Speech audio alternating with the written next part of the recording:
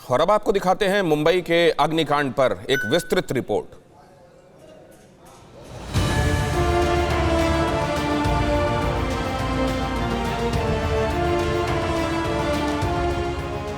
आसमान छूती आग की लपटें, हर तरफ धुएं का गुबार, आधी रात मुंबई में हाहाकार, ड्रीम मॉल के बाहर मची चीख पुकार, धू-धू कर जला कोविड अस्पताल। 13 घंटे बाद भी मुंबई का ड्रीम मॉल धू-धू कर जल रहा है। मॉल की तीसरी मंजिल पर बना कोविड अस्पताल जलकर खाक हो चुका है। साथ ही खाक हो चुकी है दर्जनों लोगों की जिंदगी जो कोरोना से जूझ रहे थे। बीती रात लगभग 12:30 बजे ये आग लगी, लेकिन आग पर अभी भी काबू नहीं पाया गया है। सुबह की तस्वीरें आपको दिखा रहे हैं और देखिए कैसे हवा जैसे जैसे बढ़ रहा है यहाँ पर, वैसे वैसे ये आग और भी ज़्यादा बढ़ते जा रहा है। लेवल 4 की आग बताई जा रही है। और सबसे बड़ी बात कि इस मॉल के भीतर ही एक अस्पताल भी था, जिस अस्पताल में 70 से अधिक मरीज थे, कोरोना के भी मरीज थे। बताया जा रहा है कि रात करीब 12:30 बजे ड्रीम मॉल के एक हिस्से में आग लग गई। देखते ही देखते आग इतनी भयावह हो गई कि पल भर में तीसरी मंजिल पर बने सनराइज अस्पताल को अपनी चपेट में ले लिया। कोविड अस्पताल में जब आग लगी तब इस हॉस्पिटल में कोरोना के 76 मरीज थे। सभी गंभीर रूप से बीमार थे जो जिंदगी की आस लिए सनराइज अस्पताल में आए थे।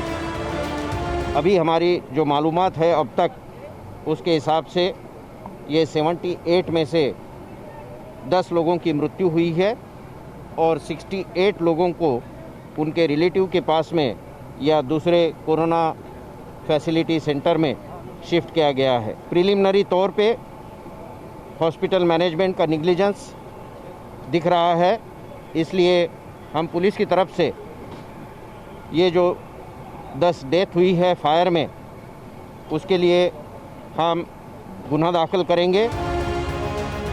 सनराइज अस्पताल में जब आग लगी तब यहाँ ज्यादातर मरीज ऑक्सीजन सपोर्ट पर थे। रात गहरा चुकी थी, ऐसे में ज्यादातर मरीज गहरी नींद में सो चुके थे। लेकिन उसी वक्त चुपके से मौत बनकर आई आग ने यहाँ ऐसी तबाही मचाई कि मरीजों को संभलने का मौका तक नहीं दिया। आग इतनी बेकरार थी कि कई मरीज अस्पताल के अंदर ही जलकर भस्म हो गए। बताया जाता है कि कई लोगों की मौत दम घुटने की वजह से हुई। और हमें पता चला आज ही मॉर्निंग में न्यूज़ में देखा कि सनराइज हॉस्पिटल में आग लगी थी और उनको इधर कोविड सेंटर में शिफ्ट किया है। तो हम इधर आए हैं, इंफॉर्मेशन दे रहे हैं वो लोग कि हमारा पेशेंट इधर अवेलेबल है कि नहीं। अभी तक क्या कुछ जानकारी मिल पाई? जानकारी नहीं मिली, अभी वो डिटेल देंगे, उसके बाद हमें जानकारी मिलेगी। देन उन लोगों ने अदर्स हॉस्पिटल में भी शिफ्टिंग की है, उसकी जानकारी अभी तक मुझे मिली नहीं। और हॉस्पिटल में कोई फ़ोन पिकअप नहीं कर रहा है, सब स्विच ऑफ मोबाइल रखे। दर्दनाक, खौफनाक और बेहद अफसोसजनक है ये हादसा।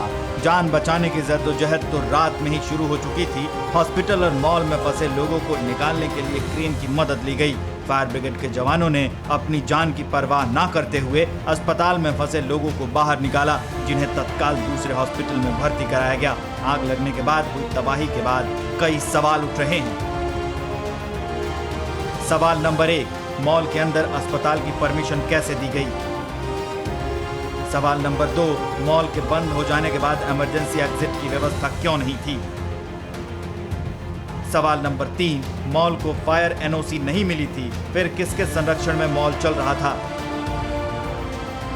सवाल नंबर 4, मॉल में आग बुझाने के उपकरण क्यों नहीं लगे थे?